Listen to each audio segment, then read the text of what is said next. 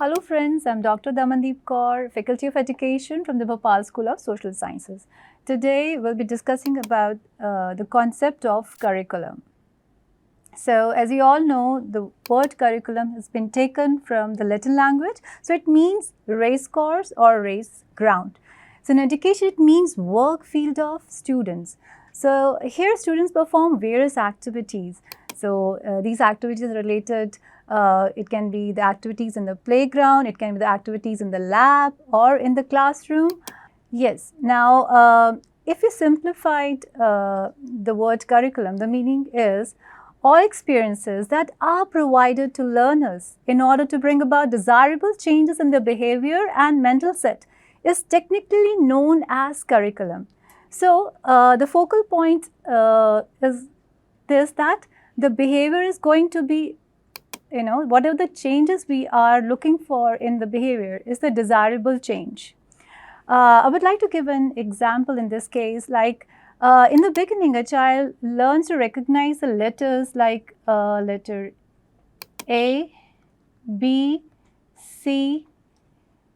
These are the, when he learns English, okay, so these are the basic letters he learns. Then a child learns the phonic sounds like A says A, B says B, and C says K. And in later on stages, a child learns to form the words like b, a, t, bat. And in further stages, a child learns to form sentences. And then in further stages, a child also, is able to express himself, or he can explain any situation, he can tell any incidents to others. He's able to communicate his ideas to others. So we can say that there is a change in his behavior and cognitive development has taken place. So that is the real aim of curriculum, that it brings a desirable change in the behavior of the child. Now, as per Secondary Education Commission, it's also popularly known as Medallier Commission, curriculum includes totality of experiences pupil receives through the manifold activities that go in the school classroom, library, laboratory, workshop, playground, and in numerous informal contacts between teachers and pupils. So, it consists of variety of activities. So, we can say that it is not simply confined to the classroom. So, it is the activities which are taking place outside the classroom, the experiences he is getting by reading the books in the library or by performing experiments in the laboratory or, doing the painting workshop, the sculpture workshop, and even the playing football, cricket, doing swimming. And yes, not just this, even when he comes in contact with, a teacher, so in informal situation, that is also part of curriculum. So it includes the totality of experiences. Cunningham has beautifully described curriculum. So he says that curriculum is a tool in the hands of the artist teacher to mold his material students in a studio school. So he's considering, the school as a studio, and where the teacher is the artist and he's molding you can say the future of students. And yes, and whatever is he doing, he's doing with the help of a tool, and that tool is a curriculum. Okay, now according to Ralph Thaler and Hilda Taba, curriculum as a plan for action or a written document which includes strategies for achieving desired goals or ends. Now, as you all know, after NPE 2020, the draft NCF for school education 2023 is also released. As per that, curriculum refers to the entirety of the organized experience of students in any institutional setting towards educational aims and objectives. So they are also talking about is the experiences are organized ones. These are planned ones, okay, and these a child can experience in any of the institution. And yes, whatever experiences a child is gaining, the foremost thing which is kept in mind is that we want to achieve the educational aims and objectives. I would like to tell you about the agencies which are responsible for planning, preparing and managing the curriculum. So at national level we have NCERT and at state level we have SCERT. Now let's know about the history of the NCF. NCERT in India publishes the National Curriculum Framework. So it was published in the year 1975, then in 1988, 2000 and then 2005. Even the draft for NCF for school education 2023 is also published now. Okay, now it's time to know the characteristics of curriculum, or we can also say that what is the nature of curriculum. So I'll be discussing with you, yes, that it's a complete program, it's a plan of action, sets of learning opportunities, series of experiences, overall development of skills, and it's flexible in nature. Okay, so let's discuss about the first characteristic of curriculum is it's a complete program, and this program is for the growth of the child. So when you see as per NPE 2020, now it is divided in different levels. So these levels are 5 plus 3 plus 3 plus 4. So it's starting from the foundational stage. So here it is going to spend 3 years in Anganwadi, and grade 1 and 2 will also be there. And then we have next stage is a preparatory stage. So here grade 3, 4 and 5 will be covered up. Then we have middle stage. Here grade 6, 7, 8 will be there, and then we have the last stage is secondary stage now. So it's the grades are 9, 10, 11 and 12. So students will be getting information about various concepts under these stages as per their age. Yes, now as we are calling it as a complete program, so it consists of the contents, what we are going to teach the students, and see how this knowledge is going to get delivered to the students. So we are going to use some teaching strategies to teach the students. And yes, towards the end, there's a need to assess what the child has achieved. So we are going to use some assessment procedures. So for example, like if we want a child to learn how to make the model of a rocket, so we can organize a workshop for the students where they'll be demonstrated how to make a rocket model, and then under the assessment procedures we can tell students to form their own models by following the steps which they have learned in the workshop. Oh yes, now yes, we know that the next characteristic is that curriculum is not just a written document, it's a plan of action. So why we are executing this curriculum? Yes, we want to achieve our educational objectives. Like one of the objectives, we can say that yes, we want our students, or we want them to be secular and good citizens. So what we can do for that? What should be there in the curriculum? So we have to teach them about the human values. Yes, what is love, what is truth, and let's be responsible and live a peaceful life. And yes, we should also be, telling them about the different religions. As we're living in India, you should respect all the religions which are there in India. Apart from that, it's an action plan where we have to decide what a child is going to learn in different grades, like in class 1, 2, 3, 4, 5, and so on. Next point of discussion is sets of learning opportunities. Yes, it's not just a plan of action of a complete program. It's providing various learning opportunities to the students. Like a child get a deep understanding about in different languages like English, Hindi, and even they come to know about Indian history, Western culture.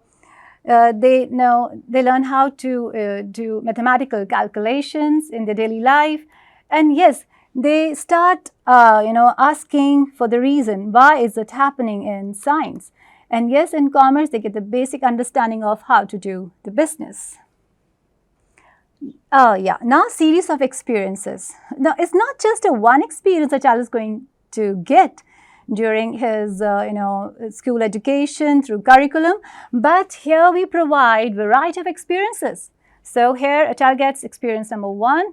It can be explained in the form of equation, then experience 2, then third experience, and so on. And yes, whatever experience a child is getting, and that is resulting in the modification of behavior. Further, we can categorize experiences under direct or concrete experiences and indirect or abstract experiences. Now, let's know about the direct experiences. Basically, these experiences are gained or perceived by the senses. These are not abstract or imaginary. So, involves use of 5 senses like eyes to see, ears to listen, nose to smell, skin to touch, and tongue to taste. For example, experiences in a science lab, where a child, when he handles the different chemicals. Next comes indirect or abstract experiences. So, yeah, the name itself is telling you it is indirect in nature, experiences which are not direct in nature. So, yes, these are all existing in the mind. For example, we normally use some abstract words like truth and justice. Let's talk about a language like English or Hindi, where we use our imagination during recitation of poems and storytelling. And yes, in science, when we teach students about law of gravitation, so gravitational force is an abstract thing, but we explain students by throwing some objects upwards, and when objects comes down, we try to explain to students, yes, that this is happening because of law of gravitation. Now, next comes, yes, now curriculum has a motive, okay? We are teaching various contents throughout the life or during school to the students, and this is resulting in the overall development of the child, and this includes cognitive development. It means some brain development. When child learns different concepts, he learns how to use a language, how to speak Spanish, how to speak Hindi, Urdu, or other regional languages. He learns how to use, addition, subtraction, multiplication, division in his daily life. And not just, we are preparing students for their, real life. We are preparing them. So, they learn how to do stitching, how to do embroidery. They learn about organic farming, and even blog writing. And yes, see, physical well-being is very important. It's not just you have to simply focus on the brain. You have to focus on physical well-being of the students. They should remain healthy. So sports activities are very important. Like they should play kabaddi. They should do swimming. They should do skating. Yes. Next comes spiritual. Spiritual means you should know what is the purpose of your life. You should be self-aware. You should know who you are. So a child can gain this knowledge by meditation, by mindfulness practice. And yes, cultural development. See, it's very important to know about different cultures as we interact with different people globally. So first of all, we should know about the communities in India, like Sikh community, Hindu community, Muslim community, and Christian community. Then we should also know about across the globe the communities existing. Then moral values at the top. See, we cannot forget moral values are very important. We should teach the students about the value like to be trustworthy, to be honest, to show love towards other, show some empathy, should care for others, should share their resources. So moral development is also important. Lastly, it's now next comes development of skills. So here, see, we are not simply preparing them, teaching them and bombarding them with information.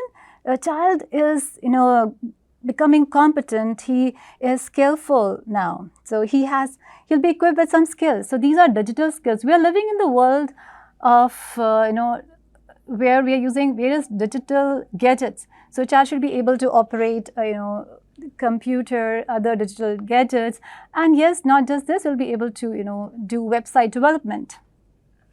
Now, computational skills, basically it means that a child will be able to know how he can break down the complex problem into simple parts. Communication skills, it includes the verbal skills, the written skills, as well as how to become an effective listener. So, listening skills are equally important. Then, when we talk about the employability skills, so these skills are very important. Vocational skills, yes, going in the same line as I already explained to you, like yes, a child knows how to write the blog. He has those skills with him, and if he's interested, he can start his own startup. He knows how he can do farming of with oyster mushroom, and he has a basic understanding of doing the business.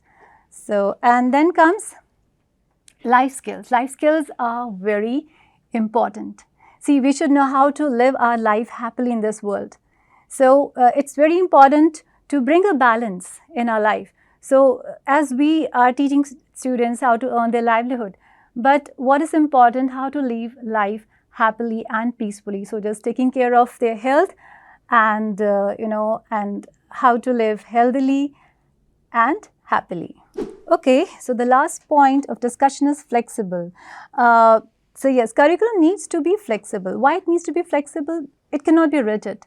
See, as per the changes or as per the need of the student, society and nation, we have to make some required changes in the curriculum. So, I would like to discuss one case with you. Like in case of computer, we have already added up HTML, Python, cybersecurity, internet ethics in the syllabus to meet the present demand of the society. It's very important if children or students are handling these gadgets. So, they should know about the security, how to keep their gadgets secure, and what are the ethics when they are working on internet.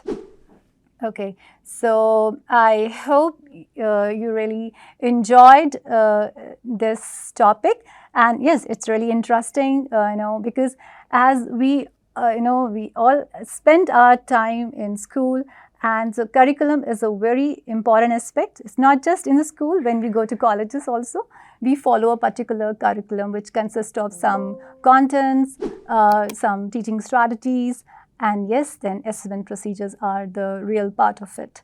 So, thank you, stay tuned and happy.